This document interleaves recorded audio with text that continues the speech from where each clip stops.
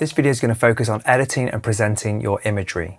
First, we'll start by looking at the sourcing and acknowledgement of your resources and aspects of fair dealing in their use.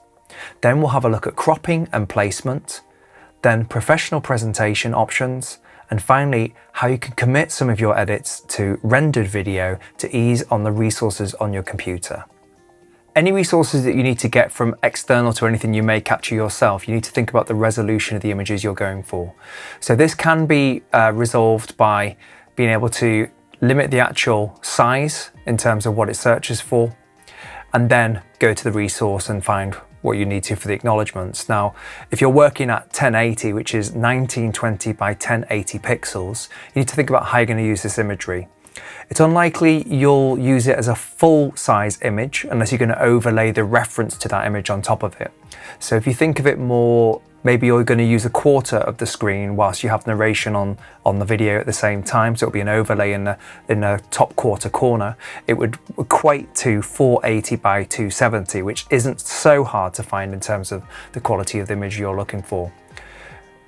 If we just go back to that image there, actually we can see that this one's 1200 by 900, so it's definitely adequate for using as a quarter of its size, or a quarter of the 1080 size on the screen. The same system applies in terms of using your own imagery. So the stills that I've taken on my camera, they were set to the highest quality, so they're 4032 by 3024. Now, if you have imagery this high in its pixel count, that's actually quite good because it gives you more flexibility in how we can present this imagery and make it dynamic when it comes to the video editing stage. So not only will that definitely be fine as a full screen image when we're running at 1080 HD resolutions, also we can zoom in quite a bit and be able to move the imagery around and create more interest. As with all academic work, it's incredibly important to acknowledge any resources that are not your own. And this goes with imagery too. Now, if I go for UK law, if we go to the terms of fair dealing, it states a few aspects in terms of what is fair use of other people's imagery. So the first thing it mentions is how would a fair-minded and honest person have dealt with the work, as in, are you using this in a way that's fair to the original copyright owners? And the other things you need to be aware of would be, does this actually affect the market or the potential income or potential career development or aid that material gives to the person? Are you basically pirating it in some way? So this isn't something that we can advise that you can follow for public use. This is just making you aware of the actual fair usage or fair dealing that applies when it comes to at least using this in your academic work. There are two key ways to be able to use imagery when you're doing a video edit. One would be a full cut to the image itself. As mentioned before, you could then also overlay some text for referencing. And then the other option is to have sort of a picture-in-picture, an overlay of an image on top of whatever else is happening. It could be footage, or it could be, as in video footage, or it could be that we create a background or find a background to overlay the image on, just to give it a more professional look. So I'll go for the easiest way to do this first. So I'm going to just play the sequence actually of the video footage I want to overlay an image on. Bit reduction sound, which is quite unique, and this could fall. Okay, so it's talking about the real player bit reduced sound, and I've got two different resources that I found through my research in terms of real player, and kind of it's explaining what I personally knew anyway from being from that era and experiencing it, but it's other people's thoughts and it's research from other people's commentary. So I can either take a full screenshot of this and crop it, or I can try and just use Control, Shift and 4 on a Mac and just cut out just the relevant part of the image. So I'll do both actually. I'll do a screenshot of the full screen too. So if I bring in, if we just go to desktop for a minute, if I bring in that first image, I can just drag and drop that into DaVinci. And then if I just maximize my view, in this case, and let's resize. So we'll get the inspector up and let's resize the image so it actually fills up the whole space itself. So I'm just going to grab the zoom control and pull that manually Okay, now just remember I am using the proxy mode just for performance reasons, so it is a sharp picture. I'm just using that to make sure I'm getting as best a performance I can while I'm capturing the desktop. So let's just place this. The internet. So I based this on the real player bit reduction.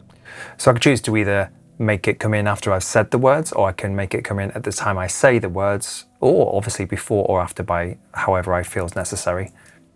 So I based this on the... So it could be, again, we'll talk about rhythmic scratching, rhythmic editing in another video. So it could be that I choose to do a beat after that. So real player bum, and do it there. So I'm just going to keep my eye on the playhead position and wait till I see where that needs to be. It's on the real player bit. So it's just before I say bit reduction. That makes sense for that to come in. Bit reduction sound, which is quite unique. And this could fall quite easy into the category of retrofuturism. And then there's a chance for another quote at that point. So I'm just going to resize the edge of this and just make it go just before the retrofuturism. Retrofuturism. And then I could flick, again, it could be retrofuturism, bum, and then a beat after that I switch to my actual academic reference, or my text reference. So that's one way of getting that image in. Let's do it another way, just so I cover all bases here. So this one's the unedited version of the image. Now, I could actually make this very easy for myself in this instance and just choose to resize it. Now, before I use the zoom, this time I'm going to use a different view. So I'm going to, there's a little drop down menu here when we're looking at the main playback viewer, and we could do transform and crop with the mouse rather than using the scroll numeric values on the right. So if I'm in transform, I can actually, let's just change, put this back to here for a minute.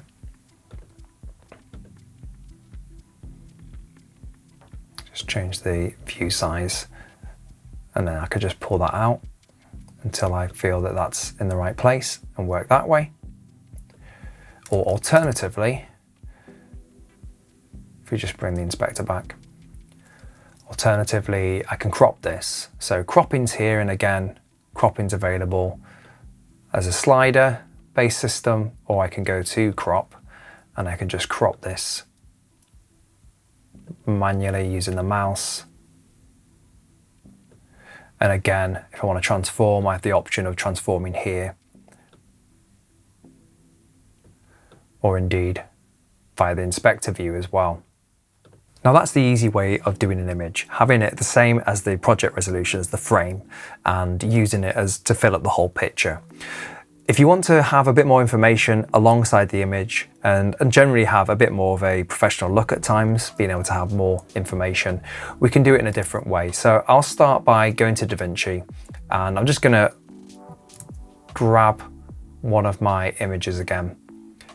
I think the first one, because it saves me having to crop it this time. So this is my image. Now if I go to transform and I just make this a bit smaller, I can then pop that in the top right, and that could be my image. Just disable that, needs to go up a touch.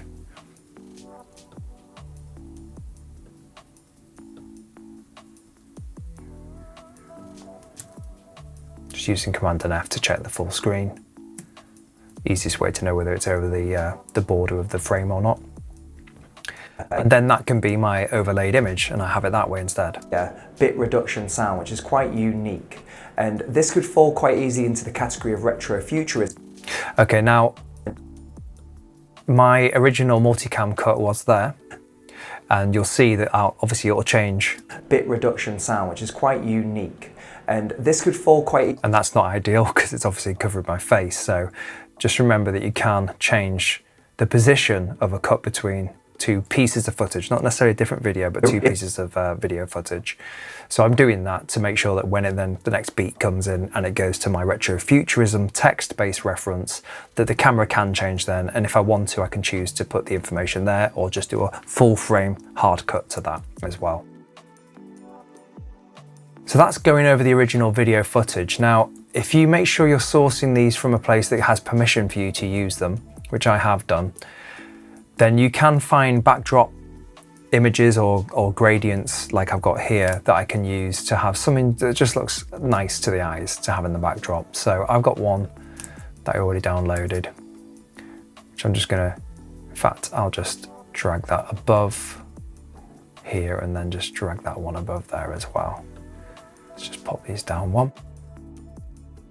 So now if you remember I haven't mentioned, but the resolution of this image is actually higher than HD, so 1920 by 1080. So I can afford to make sure transform's enabled, pop this up here and then just make it big enough that it fits over the full screen.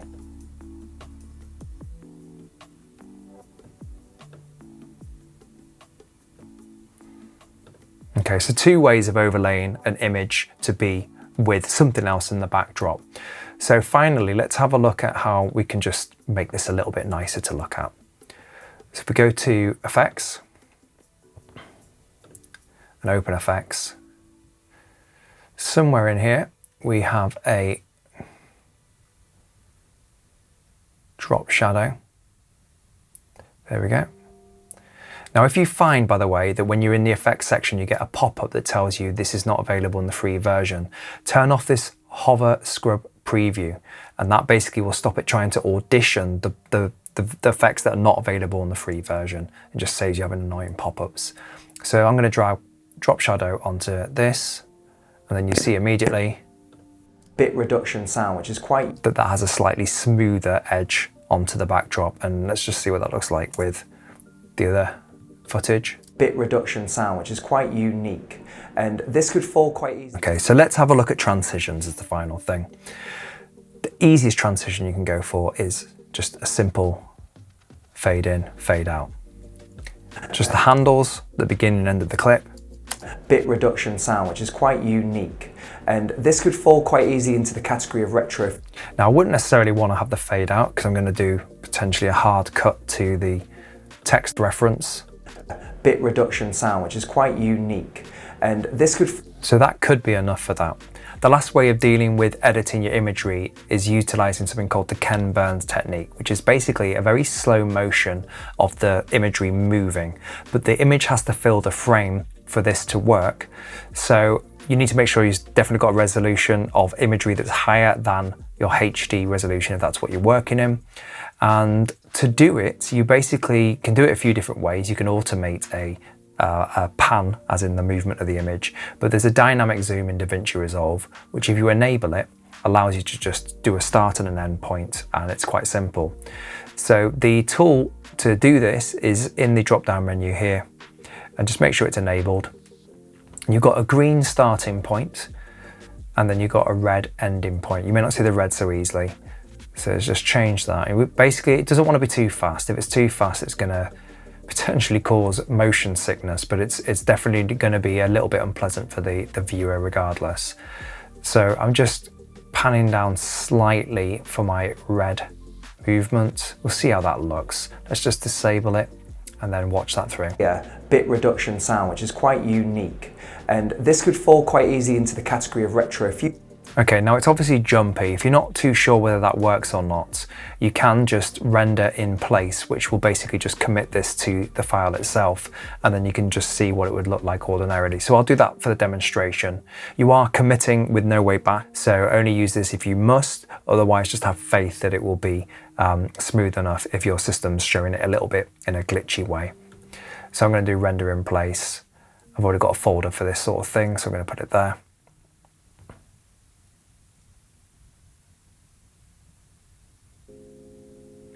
Let's preview that. On the real player bit reduction sound, which is quite unique, and this could fall quite easy into the category of retro. So in this video, we've looked at sourcing and acknowledging your resources and aspects of fair dealing. We've also looked at cropping and placement. Then we've looked at professional presentation, looking at ways of transforming and transitions that we can have on our imagery. And then we've also finally had a look at ways that we can just render these edits to a new video file if we need to ease up on our resource use.